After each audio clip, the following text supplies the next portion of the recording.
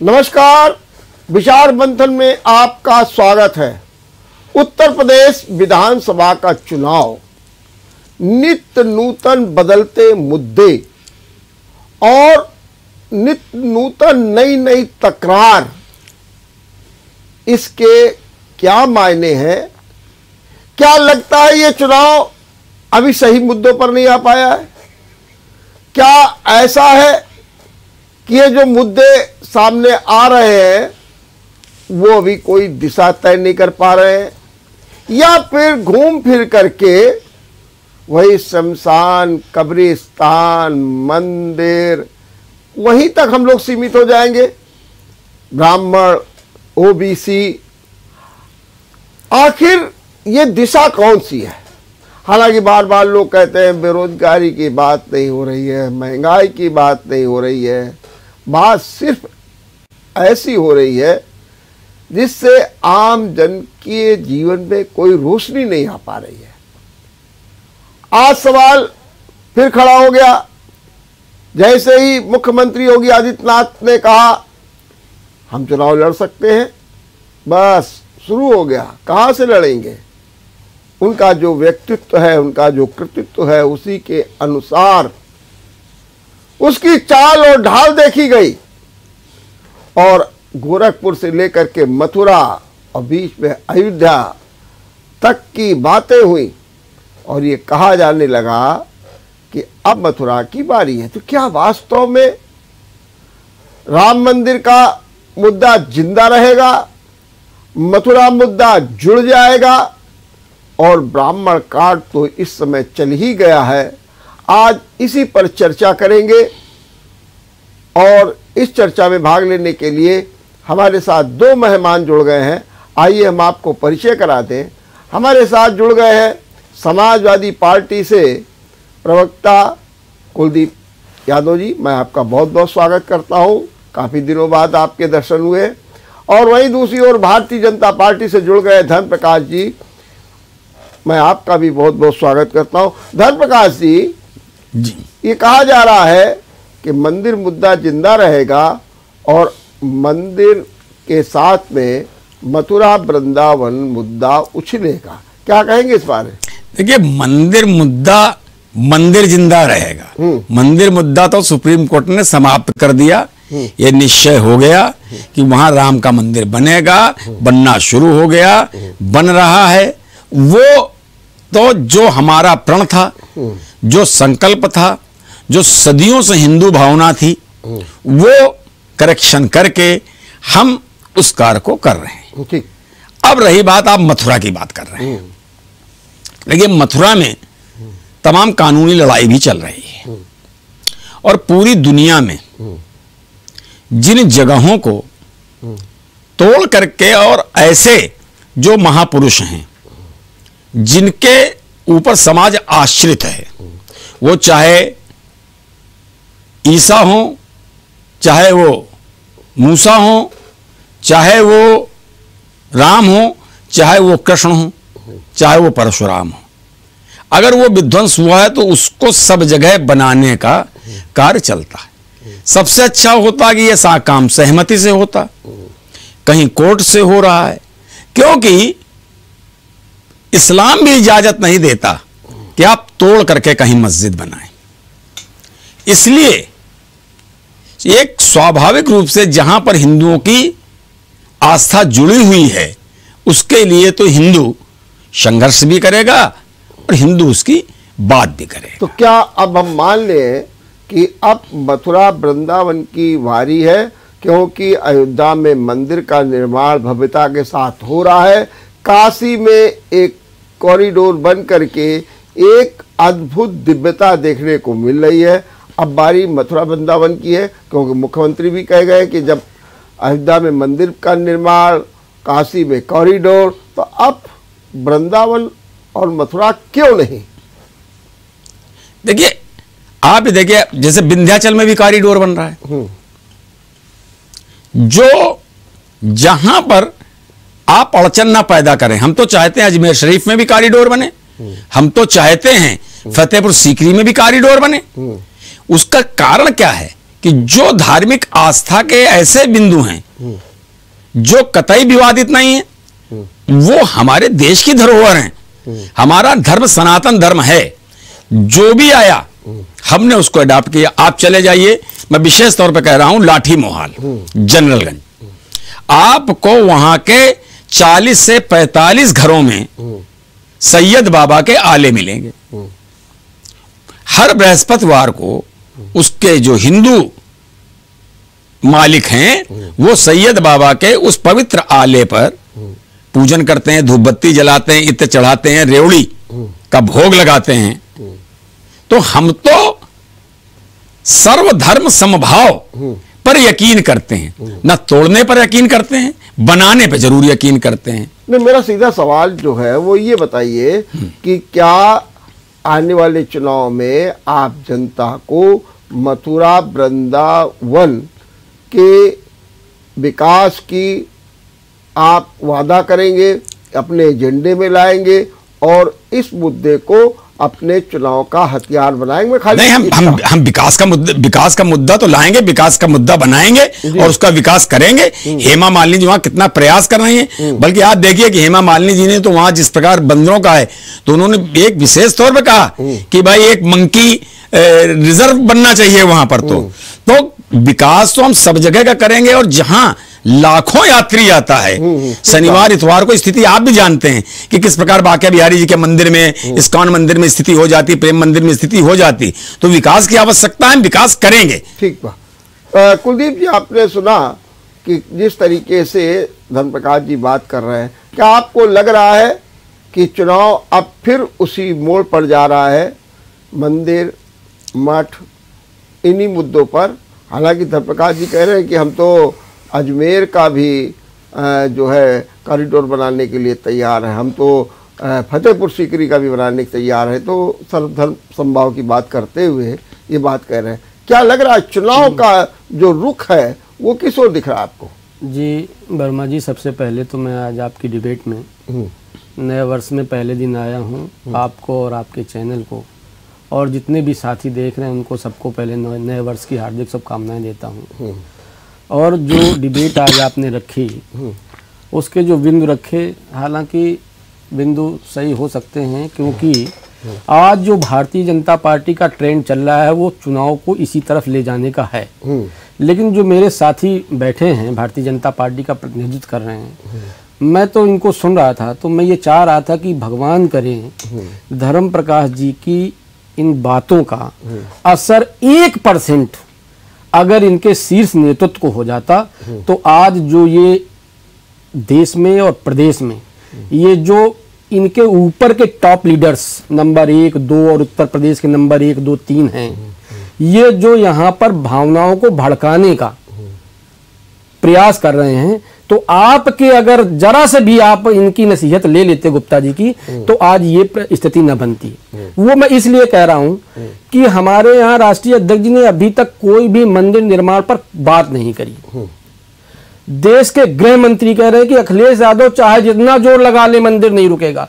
अरे भैया, आप कहां ले जाना चाहते हो? अखिलेश यादव किसानों पर बोल रहे हैं, गृह मंत्री, प्रधानमंत्री और मुख्यमंत्री क्यों नहीं बोल रहे हैं कि हमने जो 2017 में वायदा किया था, 2014 में जो उन्होंने वायदा किया था, उस पर उनका दोगुना एमएसपी क्यों नहीं दे रहे हो? इस पर क्यों नहीं बोल रहे हो? जो अखिलेश यादव नहीं कह रहे हैं उस पर आप क्यों बोल रहे हैं? देश के प्रधानमंत्री, मतलब झूठ की पराकाष्ठा एक हो गई है। चुनाव को आप बिल्कुल सही कह रहे हैं कि ये जो मौजूदा हालात हैं, इनसे ये चूंकि उसका एक कारण है, इन्होंने किया कुछ नहीं है, ना इनकी देश की सरकार ने किया, ना प्रदेश की सरकार ने किया।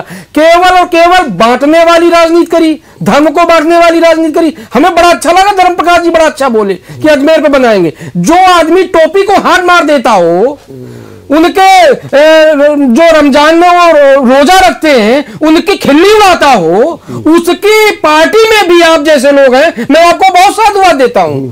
लेकिन मैं इतना जरूर कहना चाहता हूं कि ये भारतीय जनता पार्टी अपने छोटे से कार्यकर्ता से भी नसीहत ले ले। आप मुद्दों को मत भटकाइए। देश के प्रधानमंत्री जी, अगर आप रैली में एक अपने पीयूष जैन का जिक्र अगर समाजवादी पार्टी के साथ जोड़कर झूठ का बिल्कुल था वो देश का प्रधानमंत्री करे, इससे ज्यादा नीची हरकत, नीची सोच हो नहीं सकती है। देश के आप प्रदेश का उठा लीजिए, 1 2 3 मतलब जो आप कह रहे हैं बड़ा संभाव धर्म सर्वधर्म संभाव की बात कर रहे हैं, वहां पर हाई नहीं है। तीनों व्यक्ति जो एक मुख्यमंत्री और दोनों डिप्टी सीएम जो हैं वो कभी भी मुद्दों पर नहीं बात करेंगे। वो किस पे बात करेंगे? अखिलेश यादव मंदिर बनने से रोक रहे हैं, अखिलेश यादव आ जाएंगे तो फलाना हो जाएगा, पाकिस्तान का कब्जा हो जाएगा। अरे इस पे हटिए, इससे हटने की जरूरत है। आज को देश को और प्रदेश को खुशहाली के रास्ते पर ले जाने की जरूरत है। अखिलेश यादव जी का मॉडल अपनाइए, उसकी जरूरत है। चलिए ठीक, एक बात धर्मप्रकाश सुना आपने? देखिए मैंने बिल्कुल सुना। पहली बात तो मैं कंट्राडिक्शन ये करूंगा कि टोपी को हाथ मार दिया। मुझे एक बात बताइए, अगर मैं अगर कंट्राडिक्शन आप नहीं कर सकते हैं, देश के प्रधानमंत्री उस समय गुजरात के मुख्यमंत्री उन्होंने टोपी मार, मैंने उत्तर प्रदेश के मुख्यमंत्री कुलदीप जी उत्तर प्रदेश के मुख्यमंत्री एक मजार पे गए, मजार पे जैसे उस मौलवी ने इनके ऊपर टोपी ऐसे किया, उन्होंने तो तुरंत हाथ, इसका वीडियो वायरल हुआ और इसका तमाम खबरें आई। कुलदीप जी सुन तो लीजिए, एक बात बताइए, एक मौलाना साहब जो इस्लाम पर आस्था रखते हैं, हम उनसे कहें चोटी रखो और चंदन लगाओ, उनका क्या रिएक्शन होगा? आप एक मिनट पूरी बात टोपी लगा, लेकिन आप बोलिए भाई, देखिए ऐसा नहीं, आप मैंने धार्मिक भावना के खिलाफ था। मैं ये नहीं कह रहा हूं भाई, मैं पूरी बात का समर्थन नहीं कर रहा। आप पहले पूरी बात समझ गया, नहीं आप समझे नहीं, आप मुझे कहने नहीं दे रहे भावना का अपमान। भाई मुझे तो बोलने दीजिए। आप अगर आप बोलने नहीं देंगे, बोलने नहीं उसको लेकर रख देंगे भाई, आप ये तो बोलने नहीं, आप बोलने नहीं, मैं आपकी बात को समझ गया। नहीं समझे ना, मैं आपने जो कहा आप हिंदू हमें तो बोलने दीजिए। नहीं मैं आपकी बात मैंने जवाब दे दिया ना, नहीं जवाब दिया, नहीं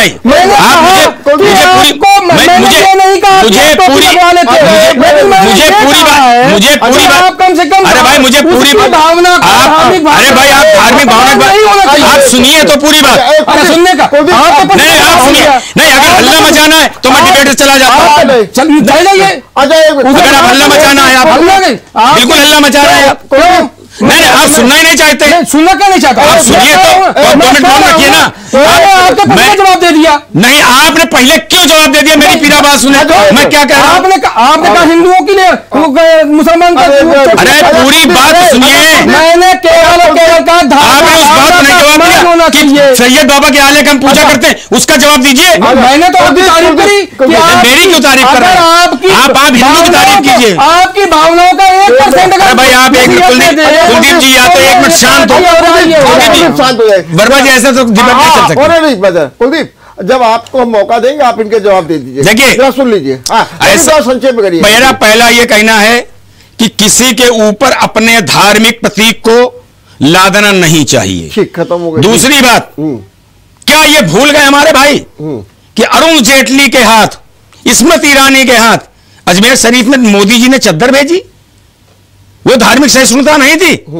और आज आप कहते हैं मंदिर मुद्दे की बात नहीं करते। आज क्या जरूरत आ गई कि हनुमान जी का फोटो लेकर के आप दिखला रहे हैं और परशुराम की मूर्ति की स्थापना कर रहे हैं? ये आप बताएंगे कि हम धार्मिक आस्था हमारे है कि नहीं है? ये अरे भाई अभी आप कह रहे हो नहीं होना चाहिए, आप पैमाना फिर आप बोलने लग गए। मैं पूरी पुजारी हूं, मेरे बेटा हनुमान जी का पुजारी, मेरे संरक्षक अभी तक है ना। इसके पहले कहां थे?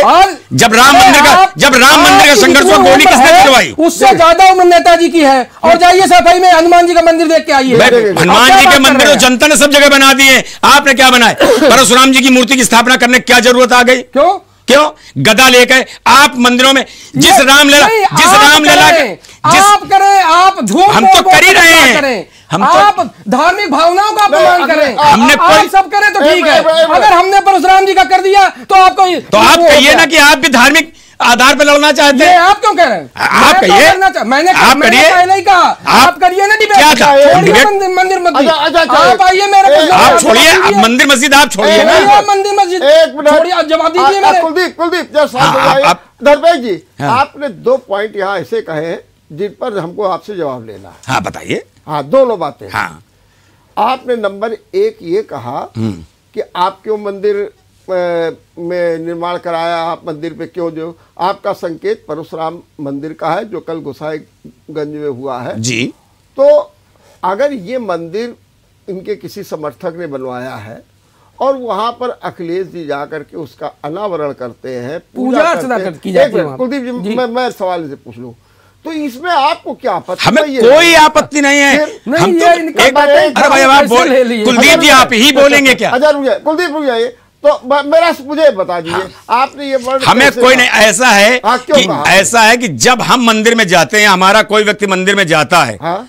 तो उसके बाद सीधा कमेंट आता है कि आप धार्मिक भावना भड़का रहे हैं, और आप जब पूजन करने जा रहे हैं तो आप धार्मिक भावना का आधार आप ये जानते हैं, आप ये जानते हैं कि हिंदू धर्मावलंबी है सनातन, इसलिए आपने उसको भी इनकैश करने की कोशिश की। दूसरा, एक तो आपने मंदिर के बारे में जो कहा, हाँ। मैं दूसरी चीज आपने एक वर्ड और कह दिया, क्या कि आप भी ये कहिए कि हम धार्मिक आधार पर चुनाव लड़ रहे हैं, तो क्या मतलब आप धार्मिक आधार पर चुनाव लड़ रहे हैं? नहीं, हम तो हम अभी आपने दोनों हमने कहा आप कहिए कि आप धार्मिक आधार पर, क्योंकि हम तो सर्वधर्म समभाव पे हमने अपने संकल्प पत्र में राम मंदिर का नाम लिया और राम मंदिर के नाम को पूरा किया। राम हमारे आराध्य देव हैं। ठीक, लेकिन हमने संकल्प पत्र में आपने किसानों को दोगुना करने का, फसलों का कहा था। दुगुना नहीं, 1.5 गुना और 1.5 गुना हम कर रहे हैं। हम 1.5 गुना कर रहे हैं।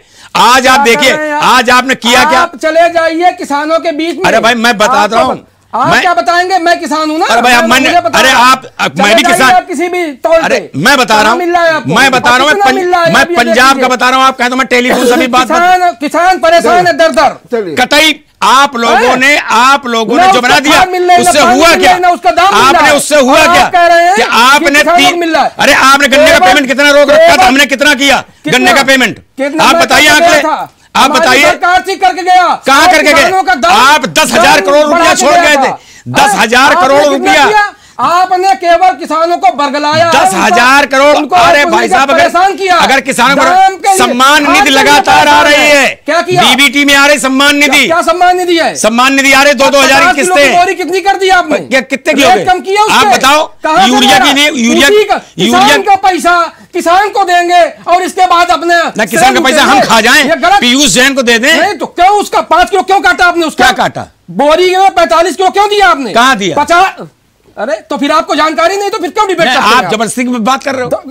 आप पता करिए ना जाके। क्या पता करें? किसान के खाद की बोरी कितनी हो गई? किसान कितनी होगी? अरे खाद की बोरी 40 किलो, 40 किलो का दाम लिया जाएगा। 45 होगी तो 45 दाम लिया जाएगा। ये कैसे नहीं हुआ? यही शुरू। फिर आप ये कहो करेंगे? अरे भाई मेरे पिताजी 7 रुपए में नौकरी करते थे। नहीं, मेरे पिताजी 7 रुपए में नौकरी करते थे। तो आप कह दीजिए कि जानकारी। अरे जानकारी की बात नहीं, आप गलत बोल रहे हैं ना।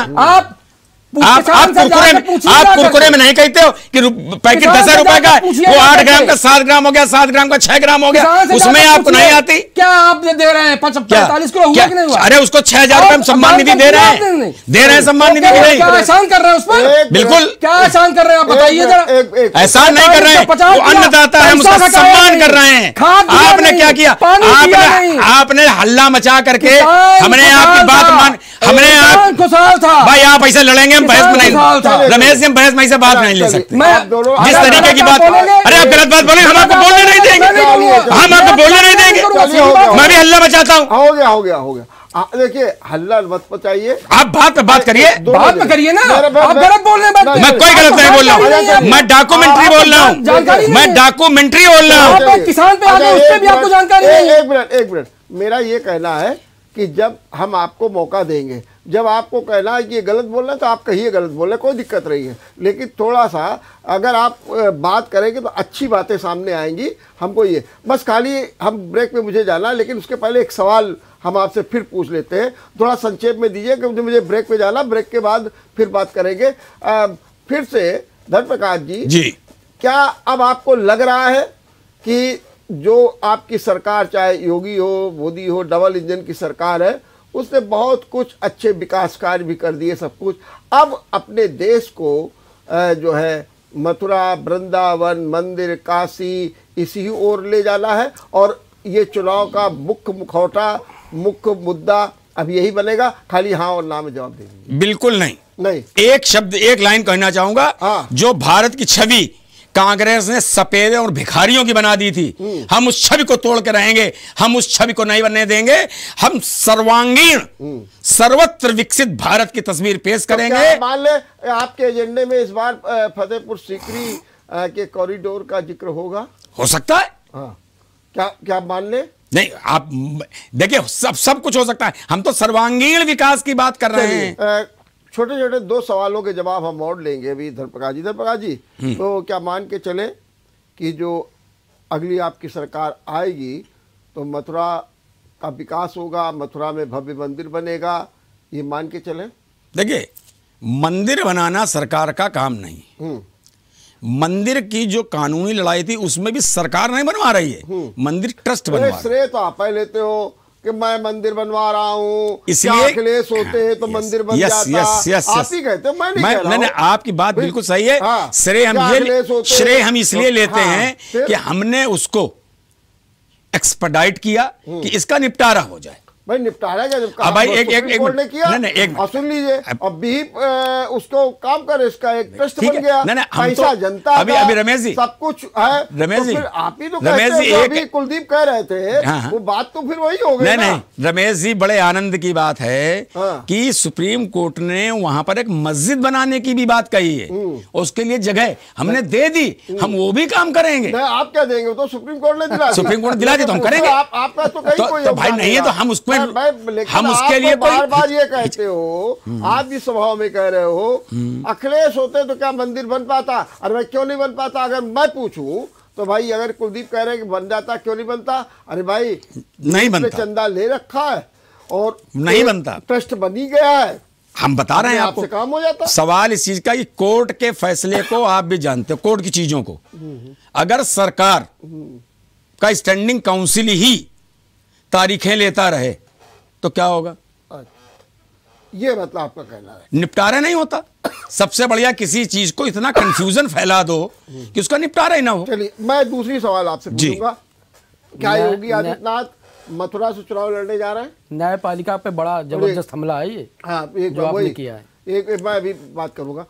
दूसरा, धर्मप्रकाश जी, क्या योगी आदित्यनाथ मथुरा से चुनाव? देखिए, योगी जी आज उत्तर प्रदेश ही नहीं बल्कि पूरे देश के एक सर्वमान्य नेताओं में टॉप की गिनती में आते हैं। उनके लिए एक सीमा में बांधना संभव नहीं है। नहीं, आप बताइए कि वो कहीं से भी खड़े हो जाएंगे। वो तो मालूम है, वो तो छोड़िए। मैं ये चाहता हूं, आप जैसे कि हरनाम सिंह यादव जो वहां के मेंबर ऑफ पार्लियामेंट, उन्होंने जेपी नड्डा को सीधे चिट्ठी लिख करके कहा है कि मथुरा से चुनाव लड़े, और सीधे सीधे हेमा मालिनी भी यही चाहती है। मैं सीधे आपसे भी पूछना चाहता, आप भी यही चाहते हैं ना? नहीं, अगर लड़ेंगे तो हम बिल्कुल चुनाव प्रचार करेंगे, जिताएंगे। आप चाहते हैं कि नहीं चाहते कि मथुरा से लड़ें? मथुरा से लड़ें, ठीक बात, बिल्कुल लड़ें। चलिए, आप मैं कमेंट थोड़ा सा कुलदीप जी आपसे जानना चाहता हूं कि अभी इन्होंने कह दिया कि ये, और ये भी कह रहे हैं कि मंदिर जो है बनाने का काम सरकार का नहीं है, वो विकास करती है। तो हालांकि जो मुद्दे भी खड़े हैं उनकी मैंने चर्चा भी की है। क्या कहना है आपका इस बारे में? देखो, हमने पहले ही कहा कि आपकी विचारधारा हमें लग नहीं रही है कि भारतीय जनता पार्टी की है। बड़ा बेबाक से बोलते हैं ये, बड़ा अच्छा लगता है हमें। लेकिन मंदिर पर जितना ढिढोरा इन लोगों ने पीटा है, और आज भी आपको बता दें, ईमानदारी के साथ अगर भारतीय जनता पार्टी काम करे, हमारी सरकार थी 23 महीने में 323 किलोमीटर की, 22 महीने में हमने सरकार बना के जनता को समर्पित कर दी थी। सुप्रीम कोर्ट के आदेश के बाद भारतीय जनता पार्टी चाहे जितना अपना, किसी की औकात नहीं है, किसी की हिम्मत नहीं है, इवन मेरी भी नहीं थी कि अगर सुप्रीम कोर्ट के आदेश को हम न मानते और मंदिर तय समय पे न बनाते। क्या बात। लेकिन भारतीय जनता पार्टी केवल इस पर राजनीति कर रही है। इतने दिन होने के बाद अभी तक मंदिर निर्माण का काम उस प्रगति पर नहीं आ पाया। आज मंदिर निर्माण पूरा हो जाना चाहिए अगर ये जरा से भी ईमानदारी के साथ काम कर रहे होते। ये केवल और केवल उसको पॉलिटिकल माइलेज कैसे मिले, ये केवल उस पर काम करते हैं। ठीक बात है, और इनका कोई दूसरा एजेंडा नहीं हो सकता। ये और दूसरी बात जो आपने कहा कि योगी जी मथुरा चुनाव लड़ेंगे, हम पहले दिन से कह रहे हैं और यहां पर भी बैठ के आपसे कह रहे हैं कि ये केवल और केवल बुनियादी मुद्दों से हटाकर चुनाव को हिंदू मुस्लिम, मंदिर मस्जिद, शमशान कब्रिस्तान, इस पर चुनाव लड़ने के लिए कोशिश कर रहे हैं। मैं लगातार हमारे नेता कह रहे हैं कि अरे भैया किसानों पे आ जाओ, बेरोजगारों पे आ जाओ, महिलाओं का जो ये सम्मान खोया है उसको वापस कराने के लिए आ जाओ, नौकरी पेशा कर्मचारी परेशान है उस पर कुछ चर्चा कर लो, गरीब परेशान है उस पर चर्चा कर लो, लेकिन उस पर चर्चा नहीं होगा। चलिए मैं कुलदीप आपकी बात ये केवल और धर्म, चलिए धर्मप्रकाश जी बांट कर लोगों को राजनीति करना चाहिए। धर्मप्रकाश जी अभी बीच में जब आपका चिंतन मनन जारी हुआ उसमें ये भी आया कि ब्राह्मण बहुत नाराज है और उसके लिए कमेटी भी बनाई गई है, आपको मालूम है। और जो जानकारी मिल रही है उसके अनुसार 15 जनवरी को एक बड़ा कार्यक्रम भी लखनऊ में होने जा रहा है जिसमें दिग्गज ब्राह्मणों को सम्मानित भी किया जाएगा। मैंने एक अच्छा कार्यक्रम होगा ब्राह्मणों को रिझाने के लिए। और वहीं दूसरी ओर जो विपक्ष है, खास तौर से मैं बात सपा की करूंगा क्योंकि आप भी सपा पे ही हमला बोल रहे हैं, सीधे अखिलेश पर बोल रहे हैं।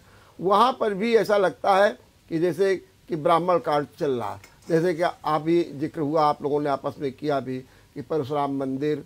दूसरी ओर आज ही देखिए जो पूर्वांचल के जो बसपा के सांसद हैं रितेश कुमार, उनके पिताजी राकेश पांडे, उन्होंने भी सपा ज्वाइन कर ली। बहराइच से आपकी विधायक माधुरी वर्मा, उन्होंने भी खैर ज्वाइन कर ली। हरिशंकर परिवार पहले ही ज्वाइन कर चुका है। तो ऐसा लगता नहीं है आपको कि ब्राह्मण का मुद्दा भी अब तेजी के साथ आगे बढ़ रहा है और बीजेपी उस पर क्या सोच रही है? देखिए, बीजेपी केवल ब्राह्मणों के बारे में ही नहीं, हर वर्ग के बारे में सोच रहे हैं। आप ये चर्चा कर रहे हैं कि 14 जनवरी को कार्यक्रम होगा, 15 जनवरी को, लेकिन आप 8 जनवरी वाले कार्यक्रम को क्यों भूले जा रहे हैं जो कानपुर में हो रहा है, नंदी जी करने जा रहे हैं। वो तो व्यापारियों का हो रहा है। वैश्य और व्यापारी, व्यापारियों का वैश्य शब्द भी जो, अच्छा वैश्य, चलिए वैश्य व्यापारी का भी हो रहा है। ठीक है, हम दलित वर्ग के भी लिए चिंतन करते हैं, उसके भी करते हैं। तो प्रश्न इस चीज का है कि जो इस देश में रहने वाला है, चाहे वो 1% हो चाहे वो 40% हो। आप मथुरा की बात करते हैं, क्या मथुरा में सारे हिंदू ही रहते हैं? मथुरा की डेमोग्राफी पता है? वहां पर 20% के ऊपर मुस्लिम आबादी है मथुरा में। गोरखपुर में भी यही स्थिति है। और अगर वहां से योगी जी लड़ते हुए जीतते हैं तो क्या केवल वो हिंदुओं के बल पे लड़ेंगे? नहीं, हमें ब्राह्मण वाली बात जरा आ जाए। हाँ, ब्राह्मण वाली बात में देखिए ब्राह्मण हम चिंतन प्रताप शुक्ला के उसमें किया गया और ये हुआ कि ब्राह्मणों को सम्मानित कीजिए, उनके घर घर जाइए, उनको ये करिए, मेरा ये संबंध। और दूसरी ओर आप सपा ने भी जो है और बीएसपी तो बाकायदे ब्राह्मणों को टिकट दे करके 2007 का सपना देख रही है। देखिए बीएसपी का तो भंडा फूट गया। हाँ। उन्होंने जब ब्राह्मणों का साथ दिया तो ब्राह्मणों को किस कदर बेइज्जत होना पड़ा थानों में, वो कहानी आप भी हमसे ज्यादा जानते हो। अब रही बात सपा की, सब देखिए क्या होता है कि जब राजनीति में कभी कभी ट्रेंड चलता है कि ये और ये फैक्टर मिला दिया जाए, वाईएम यादव मुस्लिम मिला दिया जाए हम जीत जाएंगे, अब मुस्लिम ब्राह्मण मिला दिए जाएं तो हम जीत जाएंगे, बनिया और ब्राह्मण मिला दिया जाए हम जीत जाएंगे। ये सब जगह के आंकड़े होते हैं। और राजनीतिक पार्टी कोई हो वो जीतने के लिए लड़ती है, हारने के लिए लड़ती नहीं है। इसलिए उसको अपना व्यापक जन समर्थन करने के लिए अगर वो कुछ करती है तो मेरा ये मानना, दूसरे का अपमान मत कीजिए, सम्मान आप किसी का करते हैं इसमें मुझे कोई गुरेज नहीं है, लेकिन उस सम्मान में दूसरे का अपमान नहीं होना चाहिए। बिल्कुल परशुराम जी की बात, समय की बात है कि जब परशुराम और राम का संवाद हुआ बड़ा विकट हुआ और आज भी, लेकिन अंत में क्या हुआ कि राम रमापत करधन लेहू और खैचो चाप मिटे संदेहू। हे राम तुम इस पर चाप चढ़ाओ। आज जो अनैतिकता राक्षसों की हो गई है उसको तुम ही दूर कर पाओगे अगर ये चाप चढ़ा लेते हो, अगर नहीं तो तुम शक्तिहीन हो। और उन्होंने जैसे ही चाप चढ़ाया, परशुराम ने भी कहा कि नहीं अब तो फिर हम दोनों ही विष्णु के अवतार हैं, हम तो एकाकार हो गए। तो हम तो उस संस्कृति को मानने वाले हैं। आज हमारे रचनात्मक कार्यक्रम में सपा जुड़ जाए, हमें क्या तकलीफ है। और रही बात कि ये परिवार उसमें चला गया, वो परिवार उसमें चला गया, तो हम परिवारवाद पर विश्वास नहीं करते। एक तिवारी नाम का आदमी, एक पांडे नाम का आदमी, एक गुप्ता नाम का आदमी कहीं चला जाए तो उसके पीछे सारे गुप्ता नहीं चले जाएंगे, सारे तिवारी नहीं चले जाएंगे, सारे पांडे नहीं चले जाएंगे। अगर ऐसा होता तो सावरकर कभी भी बंबई से चुनाव ना हारते। अच्छा, एक सवाल और आपसे पूछूं, इसी समय आपने ही जिक्र कर दिया कि जो 8 तारीख को यहाँ पर बैसो, क्या बैस तो ये साफ साफ माना जाता है कि वो तो आपके साथ रहता ही है, आखिर उसके साथ ये करने की क्या जरूरत? क्या वहाँ पर भी कुछ जीएसटी को लेकर के, मंडी शुल्क को लेकर के, महंगाई को लेकर के भी नाराजगी है जिसको दूर करने का आप प्रयास कर रहे हैं? देखिए, व्यापारिक समस्याएं परिस्थितिवश बनती और बिगड़ती रहती हैं, क्योंकि इसमें प्लेयर होते हैं इंटरनेशनल प्लेयर, और इंटरनेशनल प्लेयर्स के बारे में सरकार को भी चिंतन करना पड़ता है, व्यापारिक उनको भी चिंतन करना पड़ता है। अब मंडी शुल्क की जो आपने बहुत बढ़िया बात उठाई, हुआ क्या कि जब हमने तीनों कश्मीर जिनका वो तो सब मालूम है, मेरा सवाल ये है तो भाई जब क्या इस नाराजगी को दूर करने के नाराजगी की बात नहीं, हम तो रास्ता निकालने की बात करना है कि हमने बुलाया। क्या आप ऐसी कोई घोषणा करने जा रहे हैं मंडी शुल्क को लेकर के? आप कोई हम सुझाव, हम जीएसटी को लेकर के क्या आप कुछ ऐसा हम सबके सुझाव लेंगे, हम सुझाव लेंगे। देखिए, अभी कपड़े में क्या हुआ कि 12% पे आ रहे थे, फुटवियर देखिए, अभी एक चीज 12% पे आ रहे थे, हमें लगा कि इससे लोगों को कठिनाई होगी, हमने उसे 5 वर्ष यथावत कर दिया। अब मंडी शुल्क की समस्या क्या आ गई कि एक रिपील हो गया। हाँ, वो तो मालूम, वो तो खैर अब उसकी बात है, तो उसमें हमको कुछ ना कुछ तो करना ही है भाई, कुछ ना कुछ तो करना तो है ही। माने लगता है कि आप कुछ बैश्यों को कुछ नहीं, नाट बैश्यों को क्या, जो व्यापार कर रहा है व्यापारी एक ही है, और बात भी है वो उनके साथ है। चलिए कुलदीप, क्या कहेंगे? आपने भी वही ब्राह्मण कार्ड खेला है, और ये कह रहे हैं कि 1-2 लोगों के आने जाने से कहीं कोई फर्क नहीं पड़ जाता कि पांडे जी आज चले आए, उस दिन तिवारी जी चले आए, तो पूरा पूर्वांचल, पूरा ब्राह्मण। अच्छा, अब ये बता दीजिए कि जो ये कह रहे हैं, तो ये समिति और ये बना क्यों रहे हैं, इनसे ये पूछ लीजिए। अगर ब्राह्मण नाराज नहीं है, ब्राह्मण नाराज ऐसे नहीं है, ब्राह्मणों के साथ इन्होंने कम से कम 500 से ज्यादा हत्याएं हुई हैं, ब्राह्मण इसलिए नाराज है। ब्राह्मण योगी की सरकार में उपेक्षित है, इसलिए नाराज है। और अगर समाजवादी पार्टी में लग रहा है कि उनका सम्मान हो रहा है, इसलिए वो, और ये नहीं है, ये भी लगे थे कि हाँ हमारे थलीशंकर तिवारी और रितेश पांडे के पिताजी राकेश पांडे क्यों आ गए समाजवादी पार्टी में। ये कोई एक परिवार नहीं है, ये सब जगह अलग अलग से लोग आ रहे हैं। उसके पीछे ये है कि आपने जो यातनाएं दी हैं ब्राह्मण समाज को, आपको 83% वोट दिया था 2019 में, 72% वोट दिया था 2017 में, और उम्मीदें लगाया था, लेकिन हत्याओं ने, खुशी दुबे का कौन सा गुनाह है? विकास दुबे अपराधी हो सकता है, उसके माँ बाप ने कहा कि इससे हमारा कोई लेना देना नहीं है। खुशी दुबे 2 दिन की आई हुई बहू, उसका कौन सा गुनाह है जो आप उसको, मतलब इतनी हत्याएं हुई हैं पहले, क्या उनके परिवार और उनके मिलने वाले का इनकाउंटर किया गया है? अगर मिश्रा और ये हैं तो आप इनका इनकाउंटर करेंगे। और दूसरा, अभी मैं सुन रहा था एक बड़ी अच्छी बात कि आप कह रहे थे कि राम और परशुराम में बड़ा तकरार हुआ। हम लोग, हमारी भी काफी लगभग 45 साल के तो हो ही गए, हमने तकरार जो सुनी है वो राम, परशुराम और लक्ष्मण में सुनी है। वो तो बड़े धैर्य पूर्वक सुन रहे थे इनके संवाद को। जैसे इनके एक बड़े नेता ने कहा, वो भी बड़ा अजीब सा था कि राम जब वहां पर जब रावण मरा तो राम ने भरत को भेजा। तो मतलब ये लोग पता नहीं, हिंदू के बड़े ठेकेदार बनते हैं, धर्म के बड़े ठेकेदार बनते हैं, लेकिन इनकी जो व्याख्याएं रहती हैं वो धर्म से और सनातन से लेकर के उनके जो हमारे महाकाव्य हैं उनसे बिल्कुल विपरीत रहती हैं। या तो इनको जानकारी नहीं रहती है, या इनको क्या है मेरी समझ नहीं आता। लेकिन मैं जरूर ये कहना चाहता हूँ, मैं आपके इस चैनल के माध्यम से कहना चाहता हूँ कि भारतीय जनता पार्टी अपने संकल्प पत्र को पढ़े, 2017 में दिया था, कितना पूरा किया। आज नौजवान परेशान है, उसको रोजगार नहीं मिल रहा है, किसान परेशान है, उसको रोजगार नहीं मिल रहा, महिलाओं का चीरहरण इसी उत्तर प्रदेश में हो गया। इन ना? मुद्दों पर आप चुनाव लड़िए, धर्म के नाम पर, मंदिर मस्जिद के नाम पर इस जनता को गुमराह करने का प्रयास मत करिए। हो गया। अब धर्मप्रकाश जी, दो छोटे छोटे क्वेश्चन, उनका जवाब दे दीजिए। पहला जवाब ये कि अगर कोई नाराजगी नहीं है तो ये कमेटी क्यों बनाई गई, यातनाएं दी गई, ये और उसका क्या? और दूसरा, इन्होंने भी अपेक्षा आपसे की है कि जो जन समस्याएं हैं, बीजेपी को उन मुद्दों को लेकर के चुनाव लड़ना चाहिए, ना कि धर्म को लेकर के।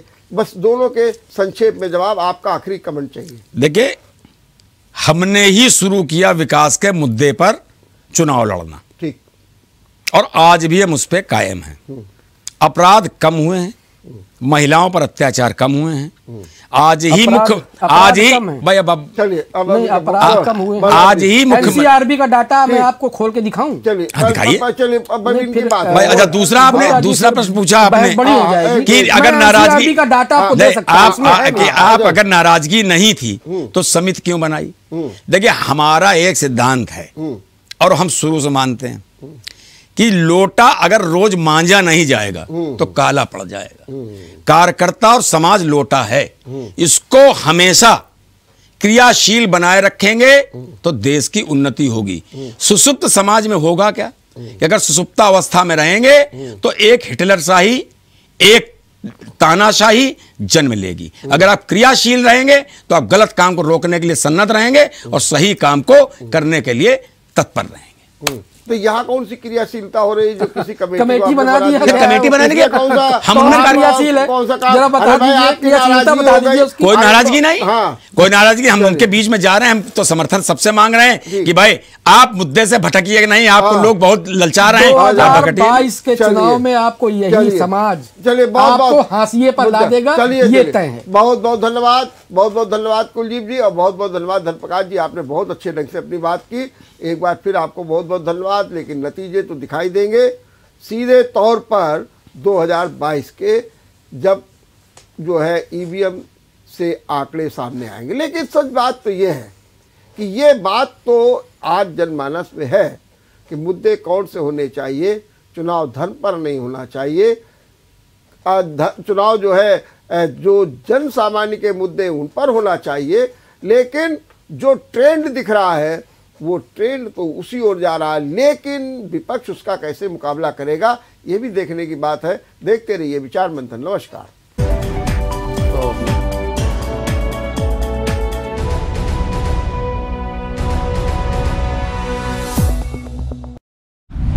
अगर आपको हमारा वीडियो पसंद आया हो तो हमें लाइक करें, सब्सक्राइब करें और ज्यादा से ज्यादा शेयर करें। और हाँ, बेल आइकॉन दबाना ना भूलें ताकि हर खबर का अपडेट आप तक पहुंचे तुरंत। आप हमें इंस्टा, ट्विटर और फेसबुक पर भी फॉलो कर सकते हैं। हमारी आईडी है @JMT News Flash।